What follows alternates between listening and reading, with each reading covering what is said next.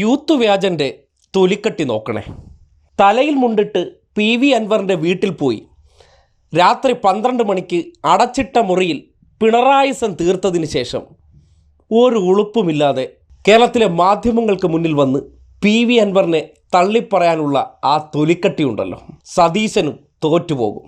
സതീശ കാണ്ടാമൃഗത്തിൻ്റെ തൊലിക്കട്ടിയേക്കാളും 4 ഇരട്ടി തൊലിക്കട്ടി തന്നെയെന്ന് പറയേണ്ടി വരികയാണ്.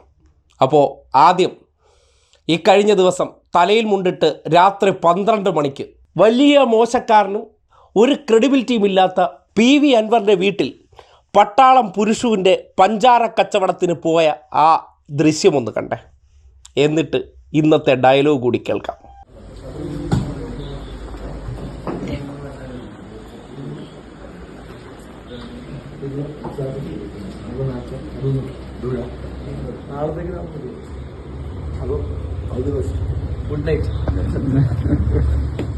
കണ്ടല്ലോ. അപ്പോൾ ഗുഡ് നൈറ്റ് പറഞ്ഞ് പുറത്തിറങ്ങിയതാണ്.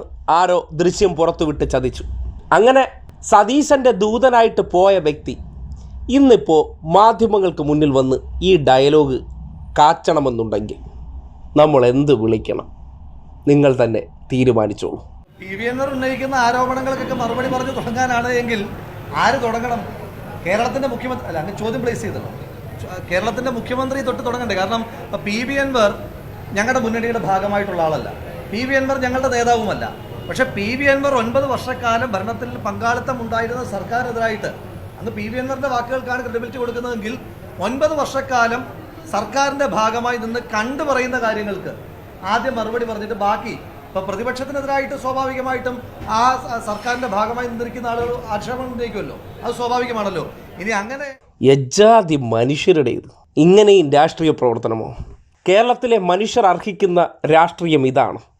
കണ്ണാലെ കാണുന്ന കാഴ്ച വെച്ചിട്ട് അതേ വ്യക്തി ഇങ്ങനെ വീണ്ടും പകൽ വെളിച്ചത്തിൽ വന്നിരുന്ന് ആ വ്യക്തിയെ തള്ളിപ്പറയുന്നു. രാത്രി എന്ത് ചെയ്യും? തലയിൽ മുണ്ടിട്ട് വീണ്ടും പിണറായിസം തീർക്കാൻ വേണ്ടി അടച്ചിട്ട മുറിയിലേക്ക് ചെല്ലും. വല്ലാത്ത ജാതി യൂത്തന്മാർ തന്നെ. വ്യാജനെന്ന് പറഞ്ഞാൽ ആ വാക്കിൻ്റെ പര്യായമായി മാറിയിരിക്കുന്നു എന്നുള്ള കാര്യത്തിൽ ഒരു സംശയവുമില്ല. അല്പം പോലും നാണവും മാനവുമില്ലാതെ എന്തും വിളിച്ചു പറയാനുള്ള ഉളുപ്പുമില്ല. അതുകൊണ്ട് ഇതുപോലെ മാപ്രാ കോലുകൾക്കും ക്യാമറകൾക്കും മുന്നിൽ വന്ന് വിദഗ്ധമായിട്ട് ഞാനിങ്ങനെ തട്ടിവിടും. ഇത് കേട്ടുകൊണ്ടിരിക്കുന്ന മനുഷ്യരൊക്കെ ചിന്തിക്കൂ, നിങ്ങൾ അർഹിക്കുന്ന ഒരു രാഷ്ട്രീയക്കാരൻ ഇതാണോ? വാക്കും പ്രവൃത്തിയും തമ്മിൽ പുലബന്ധമില്ലാത്ത ഒരു രാഷ്ട്രീയ മാലിന്യമെന്ന് വിലയിരുത്തിക്കൂടെ? PV അൻവർ ഉന്നയിക്കുന്ന ആരോപണങ്ങൾക്കൊക്കെ മറുപടി പറഞ്ഞു തുടങ്ങാനാണ് എങ്കിൽ ആര് തുടങ്ങണം? കേരളത്തിൻ്റെ മുഖ്യമന്ത്രി അല്ല, അങ്ങ് ചോദ്യം പ്ലേസ് ചെയ്തല്ലോ. കേരളത്തിൻ്റെ മുഖ്യമന്ത്രി തൊട്ട് തുടങ്ങണ്ടേ? കാരണം PV അൻവർ ഞങ്ങളുടെ മുന്നണിയുടെ ഭാഗമായിട്ടുള്ള ആളല്ല. PV അൻവർ ഞങ്ങളുടെ നേതാവുമല്ല.